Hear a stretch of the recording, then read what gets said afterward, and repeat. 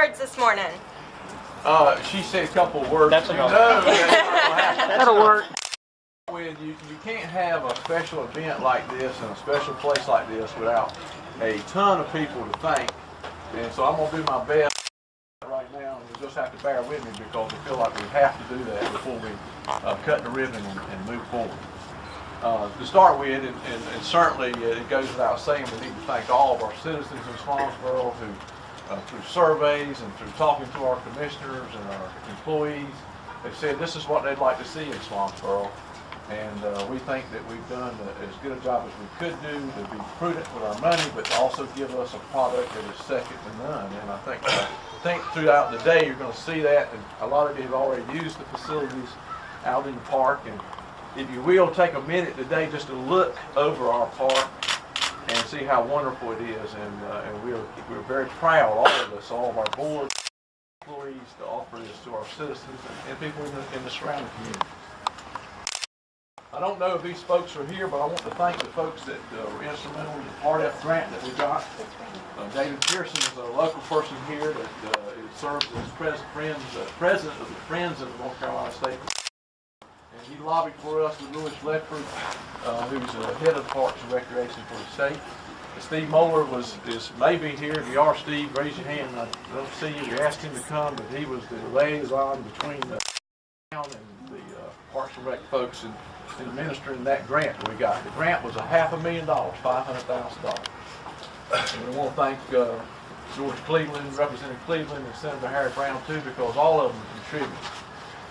I also want to thank our county commissioners. I know Jack Bright's here today, and Paul Buchanan is here today, and Barbara Eichner's here today. And in the past, Lionel Midget was on the board, Bill Keller was on the board, but Lionel's still on the board, but he's not here, and W.C. Jarman. And the reason I want to thank them is because we partnered with them in so many projects in Swansboro, the downtown, the police pavilion, the soccer complex. And it's very important that we've been able to partner with them because it frees up money that we need to spend somewhere else. And also they understand that what we do here in Swansboro is for the county citizens, and that everybody in our county is able to enjoy those things that we produce. So I want to thank Paul and Jack and Barbara and the other commissioners, and some of them that aren't here today, but I want to thank them, and certainly we thank you for being here today too as well. And then, most of y'all might not know this, but in this process, it was a $500,000 grant from Parks and Recreation Trust Fund that was also $100,000 that was pledged and is well on the way of being paid by the Swansboro Foundation. And what I want those folks to do, because this is important, and when we applied for this grant, a $100,000 promise got us a lot of points in that grant process and that application process. But not only that, it told people in this community, look, there are people here that will work their rear ends off, that will certainly put out the effort, and we can make this a community project, not just a project that the town's paying for, but a community project. And so what I want to do right now, I want all those folks that are on our Swansboro Area Development Foundation, raise your hands, and you say hallelujah if you want to.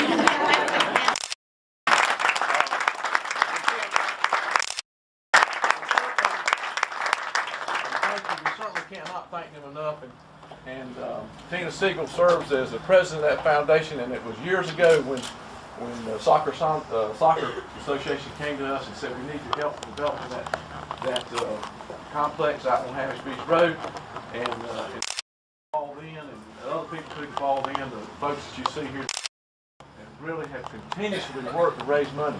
Tina Siegel has served as a town commissioner as well, but some of us hate to see her come sometimes because we know she's got a project involved. And her philosophy has always been, that if we can make $200 or $300, that's $200 or $300 we didn't have. And we have $200 and $300 ourselves to death almost, but we've almost raised that $100,000. And but thank you again to Tina and to the foundation.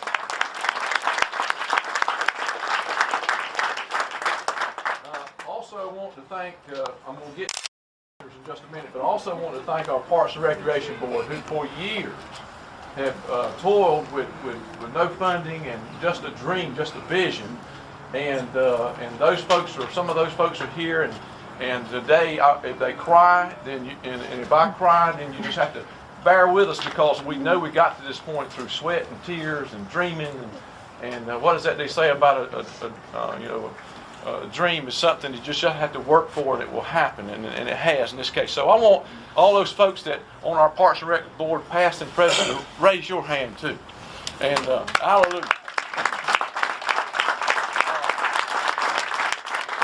I want to make a special recognition of one of those folks. I know you're shy, but come on up here.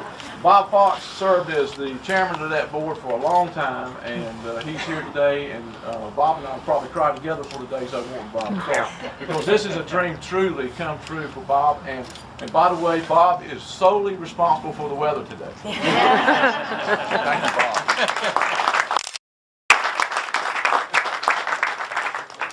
Our town commissioners, and I think they're here, and I want them to raise their hands. Brother Jim Allen's back here. Jim Allen's back here. Larry Philpott's back here. Junior Freeman's back here. Where's that other guy? Where's John? John Lister's somewhere around here, really? Gary Boucher's here. John Freshwater, who served on our board for a while, is here. Let's see if I missed anybody. Tina Siegel, and also Pug Lease, who we all loved and called Pug. And I'm going to get to that in just a second. But anyway, also I want to thank Pat Thomas, who was our previous town manager, who's not here today. I wish he was, because he was instrumental in writing that grant, and we got rave reviews in Raleigh, and of course we did get the grant, and we need to thank Pat for that. Our employees, let me assure you that we have the best employees that I have ever seen in the municipal government. Our employees have all they tend to be trained to do the other guy's job or the other lady's job, and they do whatever, and they don't complain, they just do it. And we can't thank them enough for being in this situation. So you see a town employee, and let me tell you something, you're getting your money's worth, be sure to thank them. You really need to thank them. A special thanks, and I hope Brenda